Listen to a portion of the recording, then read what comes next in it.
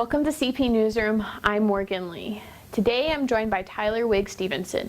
He's the author of The World Is Not Ours to Save, and he's also the head of the Nuclear Task Force at the World Evangelical Alliance. Tyler, thank you so much for joining me today. Thanks for having me, Morgan.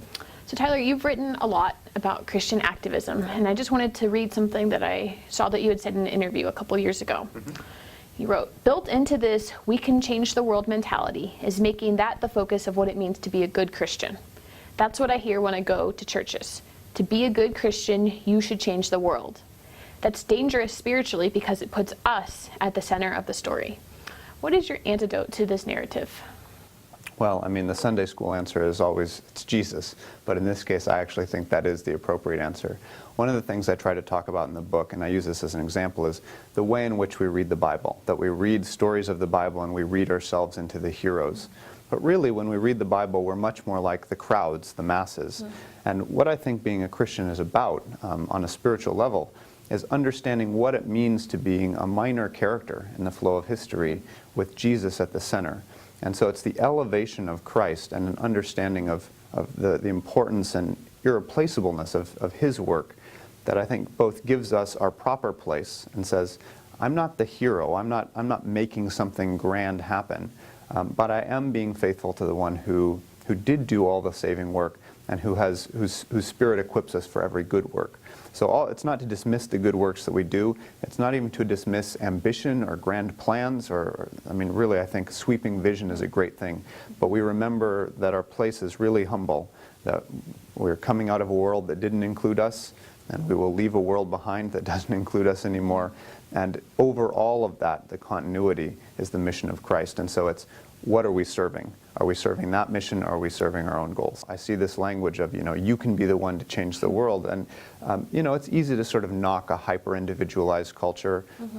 There's a lot about the culture that I think is true and good in the worth of an individual. But it's this distortion of it that makes everybody the center of their own universe that I think is a dangerous thing and is certainly, as I said, goes well beyond the bounds of creed. Can you give us a sense of how the shortcomings of the Western Church manifest themselves in the shortcomings of Christian activism? Let me just limit it a little bit. In terms of the Western Church, the one I'm the most familiar with would be those that refer to themselves as evangelical, or sort of broadly construed. And I think, I don't want... Let me also just say, if this is a critique, it's a loving critique. I'm critiquing myself, I'm critiquing sort of where I live, because that's what my concern and my heart is for. But I think we can have a tendency to be a little too practical, a little too short-sighted, so we're really fix-it people. I mean, really, all our vices are upended virtues. So we're fix-it people, we're go-getters, we want to spread the gospel, and those same worthy impulses can have their shadow distortion. So we can wind up engaging problems that are deeply entrenched with this sense that, we'll just come in and do what needs to be done.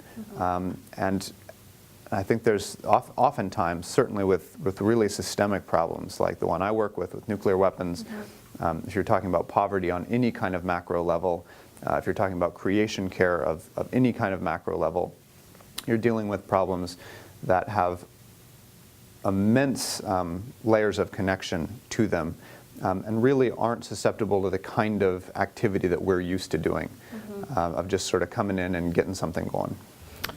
What type of resources do you think Western Christians can uniquely contribute to activism, be it politically, economically, culturally, so forth? Yeah, well, that's interesting. I mean, that's really an inverse of the previous question is, where are our shortcomings? But I do think, especially Western evangelicalism has a genius for communication.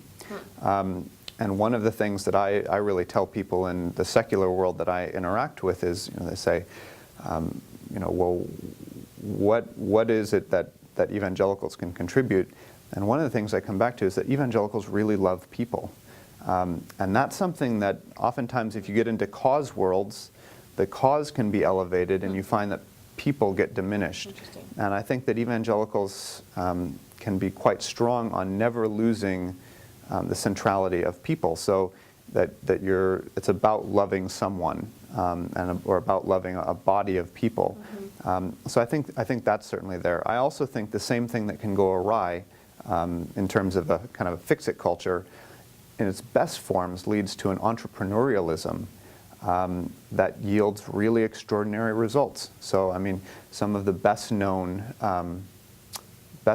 charitable works, or that's not even right, the best known initiatives come out of evangelical founders who saw a problem and who really decided to dig in. I mean, my gold standard for this would be the International Justice Mission, which I think does just superb work, as good as any organization out there, and better than the vast majority of them.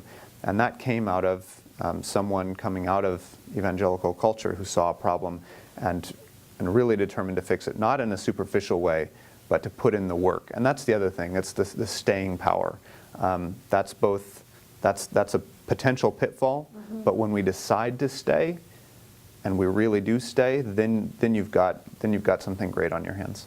Well, Tyler, let's complicate this a little bit. And I only say that because when we're talking about evangelicals, we're also talking about a group of people who are disproportionately wealthier and more politically powerful than the majority of causes and people that they may be serving around the world.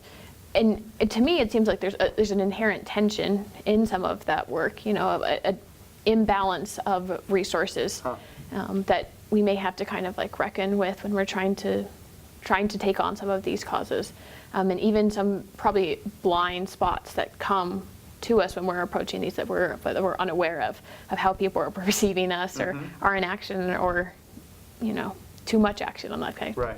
Do you want to comment on that at all? I think that's a really astute observation. I think that dynamics of class and wealth disparity are radically under-recognized in the evangelical community. We're starting to see more of it with the emphasis in genuine community.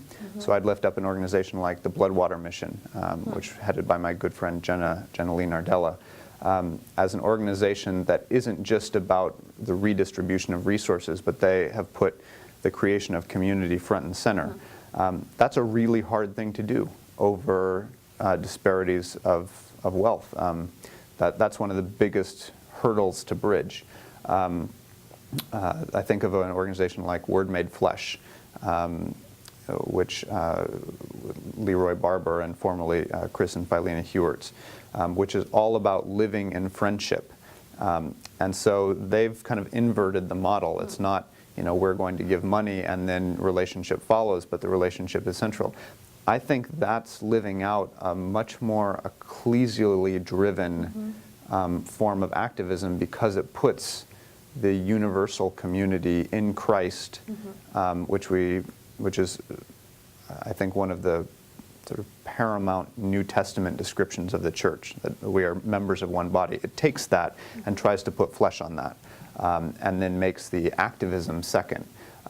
I think those examples are really to be lifted up. It's a tremendous point. Tyler, I just appreciate you coming in here and kind of giving us a different vision about how to do Christian activism. Well, it's my pleasure. Thank you so much. For CP Newsroom, I'm Morgan Lee, and we'll see you next time.